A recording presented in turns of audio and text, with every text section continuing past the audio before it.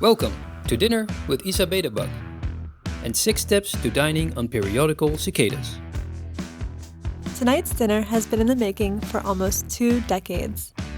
How so, you may be asking yourself? Well, the star ingredient of tonight's plates can only be harvested once every 17 years. Step 1 to dining on cicadas? Wait 17 years.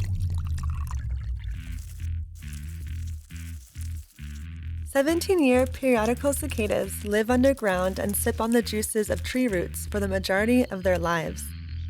It isn't until the spring of their 17th year around the sun that they burrow up to the surface in preparation for their molt into adulthood.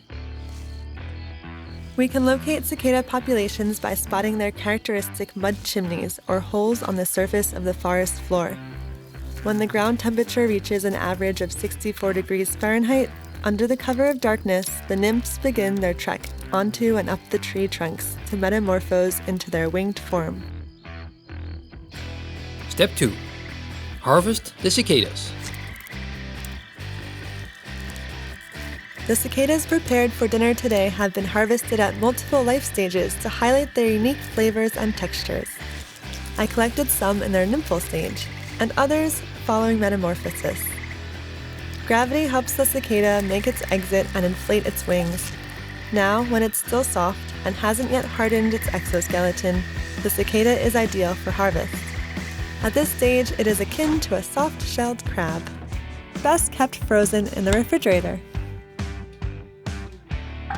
Step 3. Cicada cocktail and charcuterie board. For this evening's starter, we have a cicada cocktail with cicadas cooked to perfection and ready to dip. Perched around the edge of the cocktail glass, you'll find that the cicadas offer a texture similar to that of crab, yet it's freshly available to those without access to the sea. Grapes, nuts, dried fruit, and aged cheese complement the mature cicadas. Step 4. Smoked nymphs over 3 cheese grits. For our main course, we have seasoned the cicadas in our house-made Cajun spice mix and smoked them for 35 minutes with crab apple tree wood. 3 local cheeses were swirled into the hot grits to add a punch of sophistication and creamy texture. I've garnished the dish with freshly cut chives and edible flowers. Step 5. Chocolate-covered tendrils and exuvia cannoli.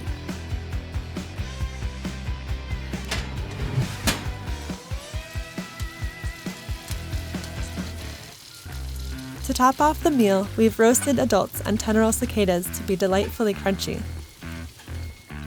They are dipped in dark chocolate and sprinkled with pistachio.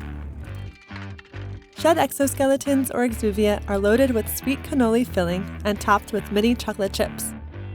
This final part of our meal celebrates the cicadas that molted from these exuvia successfully, leaving the exoskeletons behind on the bark as they flew off to produce their own descendants, which will themselves emerge 17 years from now. And with that, the meal is ready and it's time to eat. So, step 6. Take a seat, enjoy the spread, and Bug appetit!